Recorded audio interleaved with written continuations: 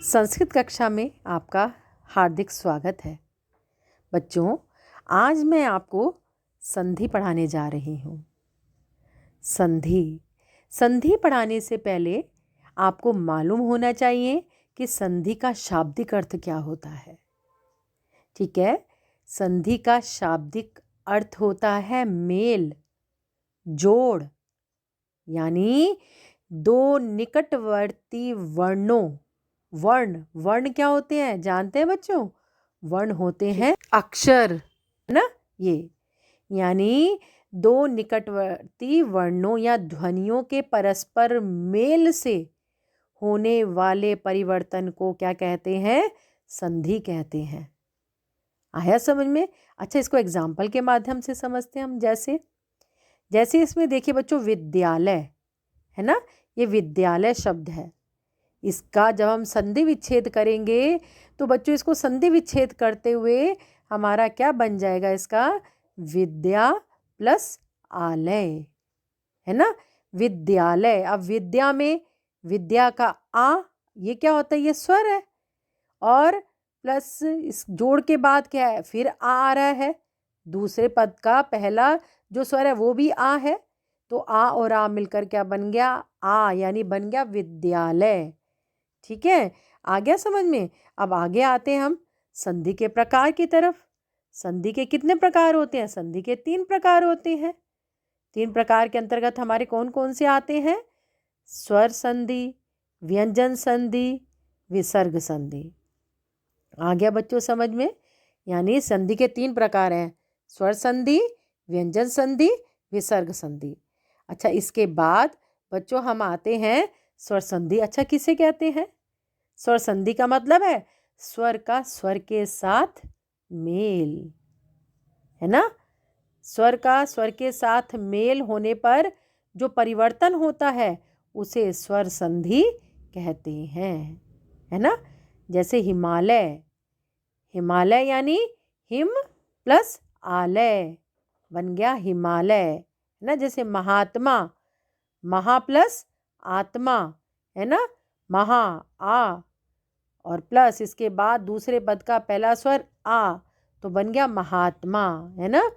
ये क्या कहलाती है? स्वर संधि कहलाती है। अच्छा, अब स्वर संधि कितने प्रकार की होती है? स्वर संधि 5 प्रकार की होती है: दीर्घ संधि, गुण संधि, वृद्धि संधि, यण संधि, अयादि संधि। ठीक है। अच्छा, इसके बाद बच्चों अब मैं आपको स्वर संधि के अंतर्गत दीर्घ संधि पढ़ाने जा रही हूँ। ठीक है, दीर्घ स्वर संधि किसे कहते हैं? उदाहरण सहित समझाइए। यानी दीर्घ स्वर संधि कौन सी होती है? देखिए, जब 2 सवर्ण स्वर आपस में मिलकर दीर्घ हो जाते हैं तब दीर्घ स्वर संधि होती है ना। स्वर जैसे अ, आ, ई, उ और री के बाद ह्रस्व या दीर्घ, ह्रस्व यानी लघु या दीर्घ, जैसे अ है, अ के बाद अगर हमारा अ आता है तो मिलकर क्या बन जाता है? आ हो जाता है ना। जैसे ये देखिए, आपका एक बॉक्स बना हुआ है। इस बॉक्स में मैंने अ प्लस अ, है ना, बराबर हमारा क्या हो गया? आ हो गया। अ, है ना, ये हमारा ह्रस्व हो गया। इसके बाद दीर्घ आ, जब इसके ये दोनों मिलकर क्या बन जाते हैं? दोनों मिलकर भी आ हो जाते हैं ना। जैसे आ प्लस आ और इज इक्वल टू आ, है ना, ये हो गया। ऐसे ई की तरफ आइए। अच्छा, ई जमा ई, है ना, बराबर क्या बन गया? बड़ी ई जमा बड़ी ई बराबर बड़ी ई, बड़ी ई जमा बड़ी ई बराबर बड़ी ई, बड़ी ई जमा ई, है ना, बराबर बड़ी ई। ऐसे ऊ जमा ऊ बराबर बड़ा ऊ जमा बड़ा ऊ बराबर बड़ा ऊ, है ना। बड़ा ऊ जमा ऊ बराबर बड़ा ऊ, है ना। ऊ जमा ऊ बराबर बड़ा ऊ। री जमा री बराबर री। ये दीर्घ स्वर संधि के नियम है ना। अब एग्जाम्पल की तरफ आइए। जैसे अ जमा अ बराबर आ हो गया ना, तो ये देखिए, जैसे ज्ञानाभाव, तो ज्ञान प्लस अभाव। अब ज्ञान न में देखो, आप बोलिए न, अ का स्वर आ रहा है ना इसमें, है ना, ध्वनि आ रही है किसकी, अ की ध्वनि आ रही है। ऐसे ही दूसरे पद की तरफ आइए, अभाव, अभाव का पहला अक्षर देखिए अ आ रहा है, तो अ और अ मिलके यहाँ ज्ञाना, बड़ा आ बन गया ना, तभी क्या हो गया, ये ज्ञाना भाव।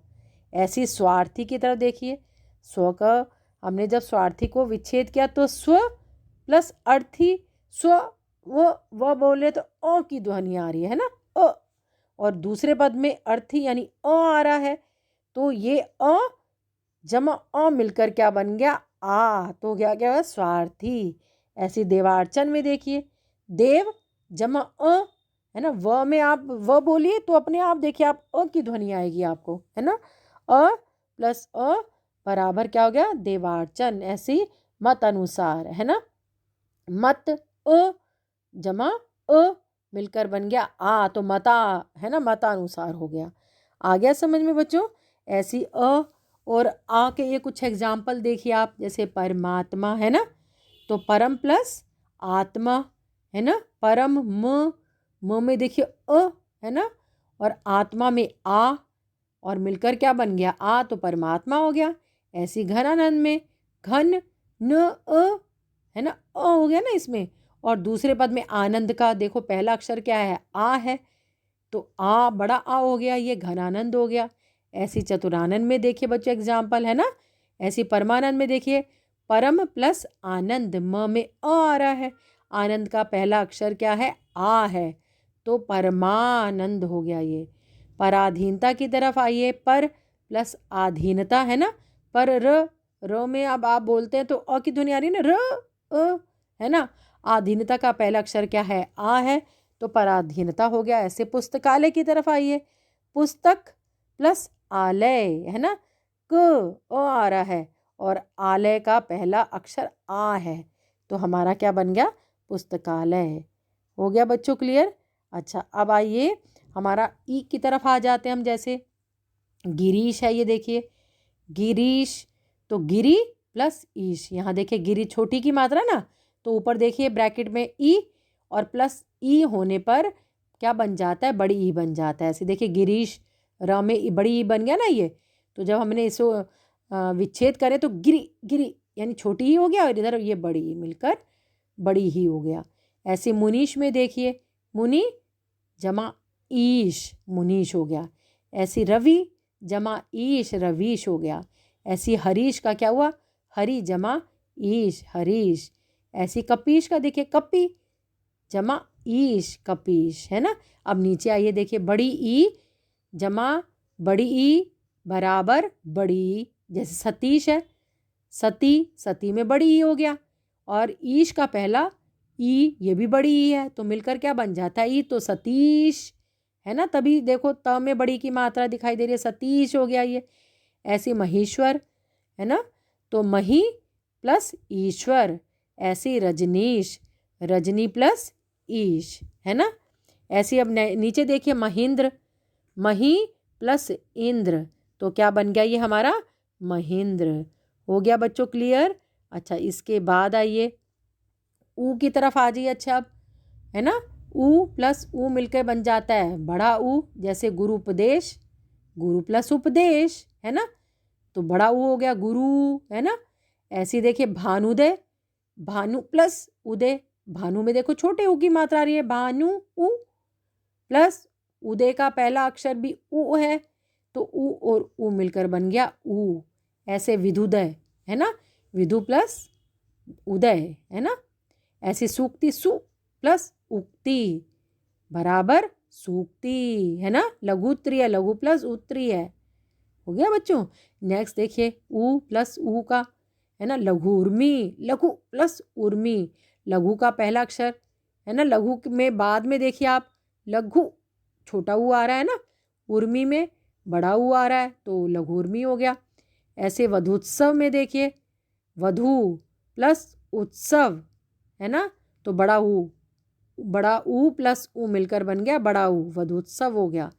ऐसे भूर्जा, है ना, भू प्लस ऊर्जा, भू भ में बड़े ऊ की मात्रा होगी और ऊर्जा में भी बड़े ऊ की, तो भूर्जा हो गया ये, है ना। ऐसे भूधर्व देखो, तो भू प्लस उधर्व, तो भूधर्व हो गया ये, है ना। अब री की तरफ आइए, है ना। री प्लस री बराबर री, जैसे देखिए पितृण, पितृ प्लस ऋण, है ना, तो पितृण हो गया। मात्र प्लस ऋण, मातृण हो गया। हो गया बच्चों क्लियर।